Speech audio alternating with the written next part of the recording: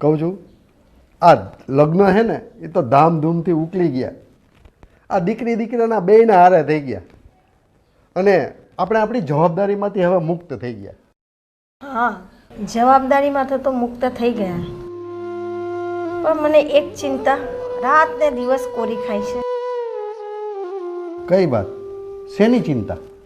આ આપણે આપણા દીકરા દીકરીના લગ્ન સામ સામે કર્યા એ તો આપણી મજબૂરી હતી, પણ આપણી મજબૂરીમાં આ છોકરાઓ બલીનો બકરો બની ગયા. કેમ? હું કાંઈ સમજ્યો નહીં. કેવી રીતે બલીનો બકરો? આ સામ સામે લગ્ન કરીએ ને એમાં એકાદને તો લેટ ગો કરવું જ પડે. આ બંને જોડકામાં ચારને ગમ્યું હોય ને એવું તો ભાગ્યે જ બને છે. મને એ વાતની બીક છે કે આ ચારમાંથી એકાદને ના ગમ્યું હોય તો. તું ખોટી ચિંતા કરે છે. તું જોતી નહોતી એ લોકો ચારેય કેટલા ખુશ હતા? ખુશ તો હતા, પણ ભાઈ માટે બેન અને બેન માટે ભાઈ કુરબાની આપતા હોય છે. ના ગમ્યું હોય ને તો પણ ભાઈ બેન માટે હા પાડી દે છે અને બેન ભાઈ માટે. તારી વાત સાચી છે, પણ આ તો નસીબના ખેલ છે. ક્યારે શું ભજવવું પડે એ તો કુદરત સિવાય કોને ખબર હોય. લો, તમને ભાવતું ભીંડાનું શાક બનાવ્યું છે. તો આ રોજ રોજ સારું સારું મને ભાવતું નહીં બનાવે. એક તો ઓલરેડી વજન વધી ગયું છે અને આ સારું સારું ખવડાવીને મારી ફાંદ પણ વધી જાય. હવે ક્યાં તમારે છોકરી જોવા જવું છે ત્યાં ફાંદો નડે. તમે તમારે જલસા કરો ને. બા, જય શ્રી કૃષ્ણ. ઓફિસે જાઉં છું. જય શ્રી કૃષ્ણ. સાંભળો છો, ઓફિસેથી આવો ને ત્યારે 2 કિલો સફરજન લેતા આવજો બા માટે. અને તારા માટે કઈ લાવવાનું છે? હા, લેતા આવજો ને. 5 રૂપિયાનો ભૂતડો. હે? હવે છાની મની બેસને. મને તો આ ભૂતડો માંગતા શરમ આવે છે. અને આ ભૂતડો ખાઈશ ને તો પથરી થાય ને તો ખબર પડશે તને. એ સારું, હવે ઓફિસે જાઓ. ઓફિસનો ગેટ બંધ થઈ જશે ને તો આ ટિફિનના ડબલા લઈને પાછું આવવું પડશે. હા હા, સારું, ચાલો હું જાઉં છું. હા. હે ભગવાન, આ બંનેમાં આવો ને આવો જ પ્રેમ રાખજે આખી જિંદગી. ઊભા થાવ ને, 11 વાગ્યા. અમારે બીજા કામે હોય. યાર હુવા દે ને મને. તું તારું કામ બતાવ ને. જ્યાં સુધી તમે સુતા હો ને ત્યાં સુધી અમને કામમાં દર્શ ન હોજે. ઊભા થાવ ને, કઈક કામ ધંધો ગોતો. અઠવાડિયાથી ઘરે ને ઘરે જ છો. એટલે હું એમને હુઈ રહેવાનો શોખ થતો હોય છે. રોજ જાવ જ છું ઓફિસે કામ ગોતવા. આ ઓફિસ વાળા રાખવા જોઈએ ને. મંદી કેટલી હાલે છે. આમાં હું કરું? દેવેન, દેવેન છે? તમે કોણ ભાઈ? અંદર તો આવો. આવો નથી, હું તમને જાણ કરવા આવ્યો છું. દેવેન, મારી પાસે જુગારમાં 3 લાખ રૂપિયા હારી ગયો છે અને 15 દિવસનો ટાઈમ આપું છું. મારે રોકડા જ જોઈએ.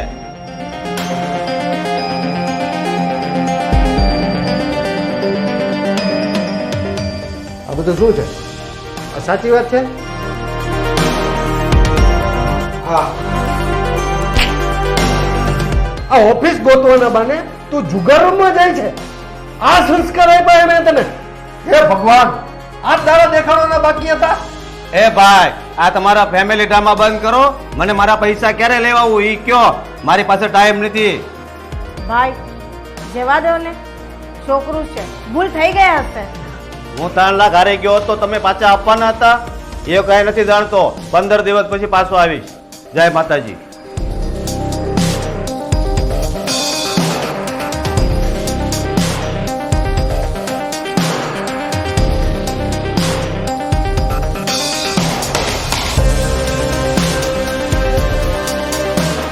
તમે રોજ ઓફિસ ગોતવા જતા, ઈ આ ઓફિસ એમને. તું પણ બાકી રહી ગઈ હતી નહીં સંભળાવવા માટે? હે?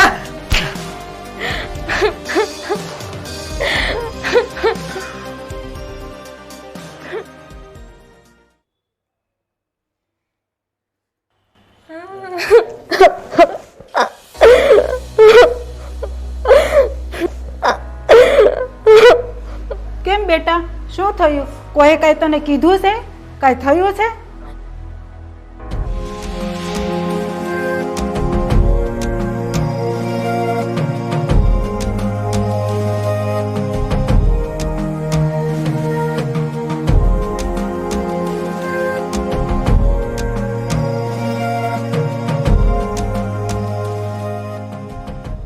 ઉપાડ્યો, તારી ઉપર હાથ ઉપાડ્યો.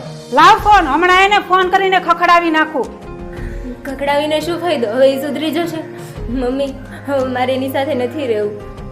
એ કામ ધંધા વગરનો જુગારી છે. આજે હાથ ઉપાડ્યો, કાલ જાનથી મારી નાખશે.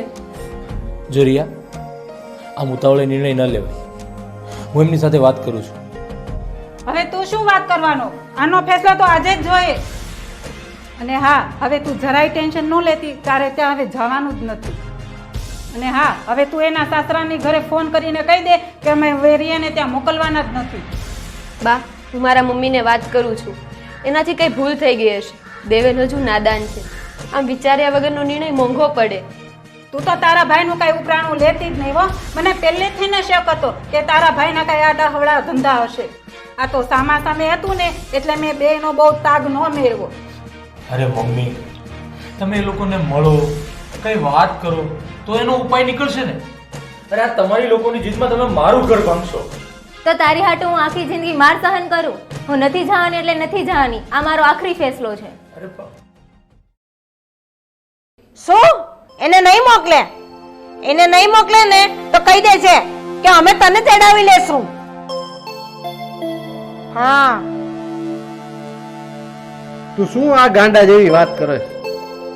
આપણો જ સિક્કો ખોટો છે અને વેવાઈને ધમકી મારવાની વાત કરે?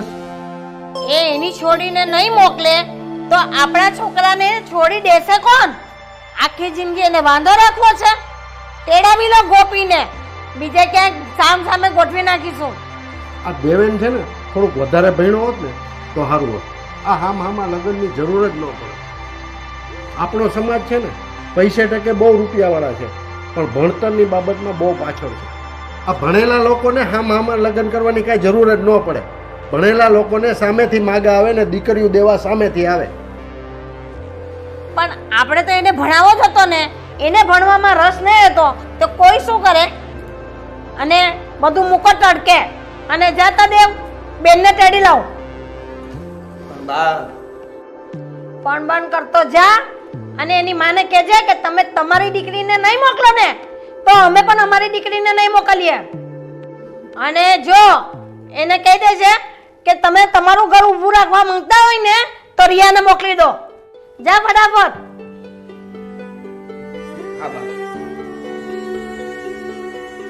આ જે કંઈ થઈ રહ્યું છે ને બહુ ખોટું થઈ રહ્યું છે. બેહો તમે છાના માના. એક તો છોકરીની જિંદગી દૂરદાની થઈ ગઈ છે ને તમે કહો છો કે જે થઈ રહ્યું તો બધું ખોટું થઈ રહ્યું છે.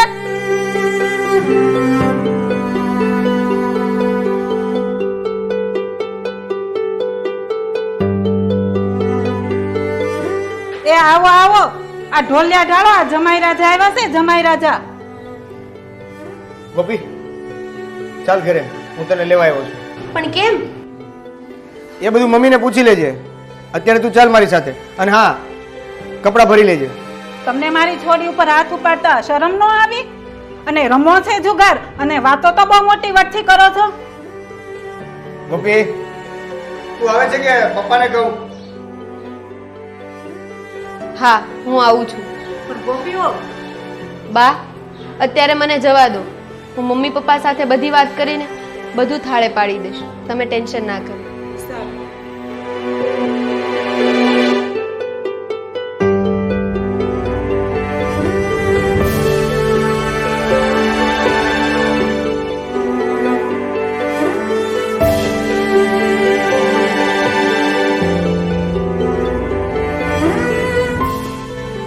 આવી ગઈ બેટા.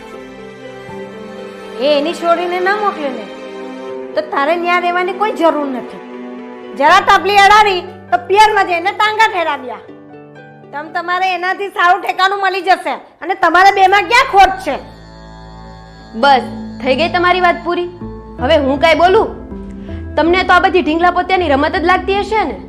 એક માં ઉઠીને દીકરા દીકરીના ઘર ભાંગવાની વાત કરે છે. આ સામસામાનો રિવાજ તમે જ લઈ આવ્યા છો ને. અમે તો નહોતું કીધું ને કે સામસામું કરો. ભાઈનો સંસાર નો ચાલ્યો એ એની ભૂલ હતી. એની ભૂલ હું શું કામ ભોગવું? મારો સંસાર તો સુખેથી ચાલે છે, અમને કઈ વાંધો નથી. અને હા, લગ્ન પહેલા તમે બોલી કરી હતી એકને નો ફાવે તો બીજાને ઘરે આવી જવાનું. ના, તો પછી મને શું કામ તેડી લાવ્યા? બેટા, આ તો તારી માની જીદ હતી કે દેવાનનું એકવાર છૂટું થઈ જાય ને પછી બીજી વાર એને છોકરી કોણ દે? આ વાત રિયા ઉપર હાથ ઉપાડી એ પેલા નહોતી વિચારી? જુગારમ માંગ્યો ત્યારે નહોતું વિચાર્યું? ધર્મેશે મારા ઉપર હાથ ઉપાડ્યો હોત તો તમે લોકો ચલાવી લેત? તો એ શું કામ ચલાવી લે? આ તમારી સામસામે લગ્નની ગોઠવણ જ ખોટી છે. અને હા, ગોઠવણ કરવી જ હોય ને તો પહેલેથી એક નિર્ણય કરો. કદાચ એકને નહીં ફાવે ને તો બીજાના સંસારમાં આગ નહીં લગાવીએ. એ ક્યાંનો ન્યાય? એક જણાની ભૂલ બીજા 3 જણા ભોગવે. વાહ બેટા, તારી વાત 100% સાચી છે. રિયા વહુને ભલે અહીંયા ન ફાવે પણ અમે તારા સંસારમાં આગ નહીં લગાડીએ. બસ.